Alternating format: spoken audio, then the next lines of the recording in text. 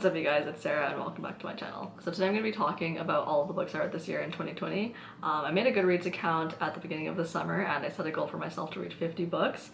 And today is December 26th and I've read 49 books, so I'm pretty much there. This is what I'm currently reading, by the way. It's called Gone Girl and I pretty much just started it, but I should almost definitely finish it by the end of the year, hopefully. I actually read most of these books from June, July-ish until now because at the beginning of the year all the libraries were closed during lockdown. So I didn't actually read any books for a few months. So maybe I could have read more books this year if the libraries were open. But for me at least, I don't really care about the actual amount of books I read. I care more about the story and how much I enjoy them, and not even how much I get out of it, I guess, but how much I remember the story and kind of like what stays with me, if that makes sense. Yeah, I guess I'm pretty happy with reading 50 books. To some people that may be a lot, to some people that may be nothing. But yeah, like I said, it doesn't really matter. And also, like I said before, all the books that I read this year are from the library. And I just want to say the libraries are super underrated because there's literally thousands of books that you can get from there for free and you can read. And I just really think that people should use libraries more because it's such a good service and it's super accessible for anyone to use. So yeah, if that is something that's stopping you from reading more books, check out your local library. I'm just gonna quickly read off some of the stats from my Goodreads account. So this year I read 19,336 pages. My average book length was about 400 pages. My average rating was 3.9, so I either rate books pretty easily or I just read a lot of good books. I don't know. I'm not gonna be talking about every single book I read because there's a lot, but I will put the ratings here so you can see what I thought of them. But without further ado, let's get into the books I read. Feel Like a Millionaire by Christy Shing and Bryce Lung, Becoming by Michelle Obama, and then I read all 7 books in the Harry Potter series for the first time, and I seriously cannot believe that I waited until I was 19 to read this. Like this, I feel like the series was definitely something I would have really liked when I was a kid, but I just never read it when I was younger. I finally got around to reading it this year, and it was just so good. And I will acknowledge that there are a lot of issues with the author of this series, so we're just gonna ignore her. If you're wondering, my favorite books were probably either The Goblet of Fire or Deathly Hallows, one of those two. My least favorite book was definitely Order of the Phoenix. I started it around when lockdown was starting to happen, and then when everything closed I had to return the book, and then I didn't finish reading it till probably like a few months later. So this book probably took me like 3 to 4 months to finish, which is quite a long time. But yeah, I remember the beginning was just so boring, and when the libraries finally opened and I was able to get it again, I didn't really want to read it because I remember the beginning was just terrible. Like, I hated it. But the rest of the book was definitely considerably better. And I didn't hate this book, but didn't love it either. Continuing on, What to Say Next by Julie Buxbaum. Then I read the Darkest Minds trilogy, which was pretty good, I guess. It was quite wordy and a bit slow at times. But I think the actual story was quite interesting. I just wish that the books weren't so long because they were very, very long. Sadie by Courtney Summers. One of Us is Lying by Karen M. McManus. Then I read the Legends trilogy, so Legend, Champion, and Prodigy. And oh my gosh, Legend was probably one of my favorite books I read this year. I remember I started reading it and I think I finished it in like 3 or 4 hours. Like I just sat down on my bed and just read the whole thing. I don't know why I liked it so much because I feel like it had a lot of plot elements of books that I've read before, and maybe it's not the most like groundbreaking dystopian novel, but I just really like the series. I really like the characters, and it's just really easy to read. And I just sped through it, and yeah, I really enjoyed this series. But one thing I do want to mention is that in these books it alternates between the 2 main characters, and at least in the editions that I read, each character has its own font and color, which I thought was really weird for an author to change the font and the color of the text within the same book, and it was a little bit jarring at first to read it like that. In Legend all the text is black, but in Prodigy and Champion half of it was in blue and half was in red. I still don't really know how I feel about it.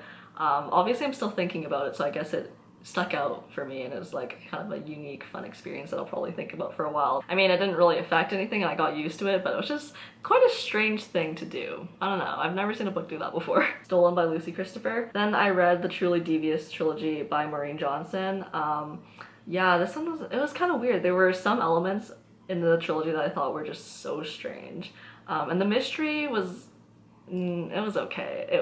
This series was just okay. And then The Night by Wendy Walker. The Silent Patient by Alex Michaelids. I don't know if I was saying that right, but I really enjoyed this book. I definitely knew that the twist was coming, but I still loved it so much. Rebel by Mary Lou. This is the kind of additional book after the Legend trilogy, and it definitely was nowhere near as good as the original trilogy. but I loved it because I loved the characters in the original so much. And then I read Six of Crows and Crooked Kingdom by Leigh Bardugo, and I don't even know, I don't even have enough words to explain how much I loved this duology. So I would say I read pretty fast. I usually like to read books at like a decently fast pace, slow enough that I understand the story and what's going on and get the characters and everything like that, but it's usually still quite fast, I guess. But I really took my time when I was reading these books because they were just so good, and I loved just everything. The characters, the conversations between the characters, the world building, the storyline. And it was so complex that I wanted to make sure I really understood what was going on and just was able to enjoy the whole experience. But yeah, I read these books so slow. It took me a whole month to read Six of Crows, and then I think it took me 2 or so weeks to read Crooked Kingdom. I really took my time with these books because I just love them, and I don't think that's ever happened to me with a book before. There's also a lot going on in this book. There's 6 main characters, and it alternates between everyone's point of view, and there's just, yeah, a lot of different things happening, so it is kind of hard to keep track of stuff. And when I first started Six of Crows, I actually couldn't get into it the first time, and I didn't read it for like a month, and then I started again, and then that's when I actually got into it. There's a lot going on, and it's kind of hard to figure out what's happening when you first read it, but once you get into it, it is just so good. So I would highly recommend it. If I had to pick a favorite book for the year, it would probably be Six of Crows, so I think that's saying something. And then I read WARCROSS and Wildcard by Mary Lou, and I think this was the first sci-fi series I read this year. But I didn't really realize it was going to be that sci-fi-y, and I feel like in the second book it kind of got a little bit weird. I was just kind of confused. But it was pretty good, I guess. I really like Mary Lou. She was probably my favorite author this year. One of Us is Next by Karen M. McCannis. Know My Name by Chanel Miller. I don't know how to describe this book. I feel like any words I would choose just won't do it justice, but it is incredibly well written, and I feel like it really opened my eyes to how hard it is to report a rape or a sexual assault and how much the victims have to go through just to get justice for what happened. And yeah, it's incredibly sad to read about, and it's horrible that these things happen like this. Yeah, I feel like I just don't know how to properly describe it, so I would just say you should definitely read this book. The Martian by Andy Weir. This is another sci-fi one.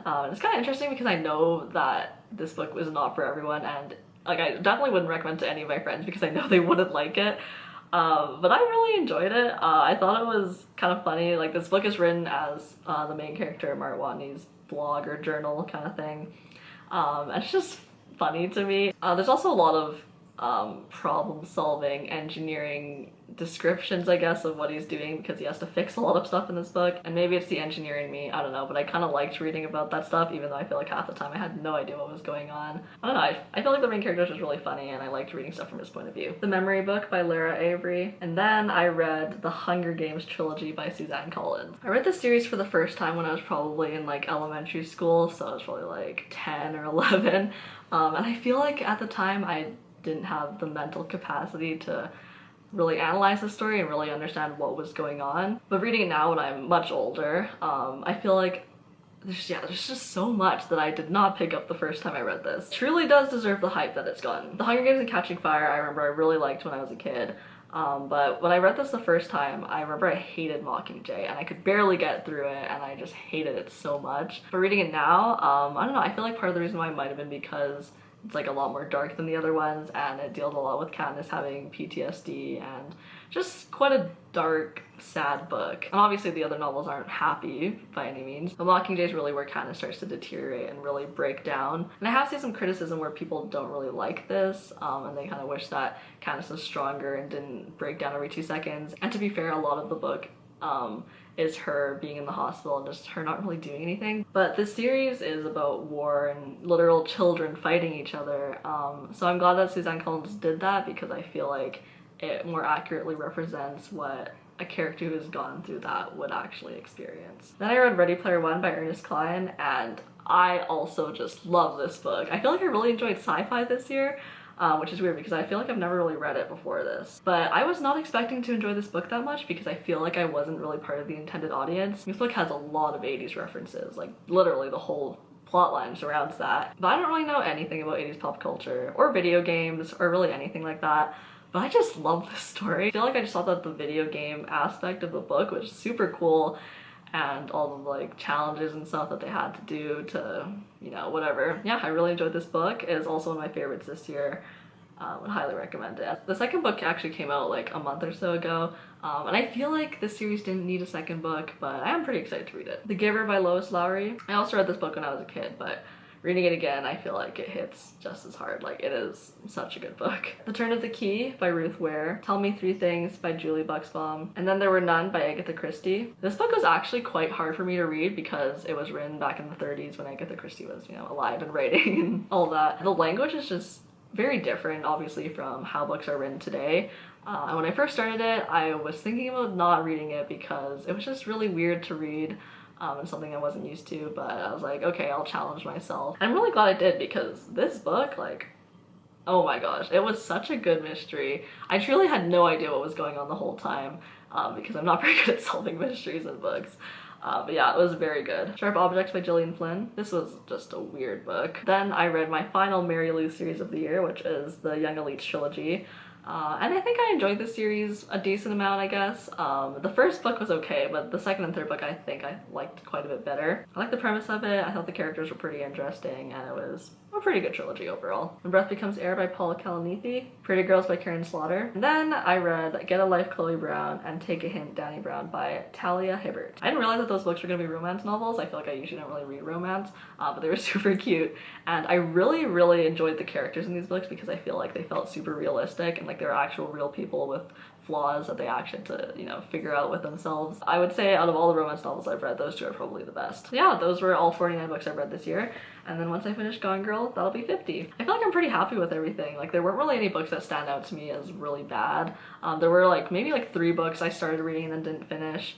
But I honestly do not remember what those books were. I feel like I had a pretty good variety this year. Have some mystery, dystopian, sci-fi, romance, you know, pretty fun times. I know I said at the beginning of this video that the amount of books you read doesn't matter, but next year I'm gonna set a goal to read 75 books, just because I kind of want like an arbitrary goal. If I don't reach it, I don't really care. I really got back into reading this year, which I'm really happy about because I used to read so much when I was a kid.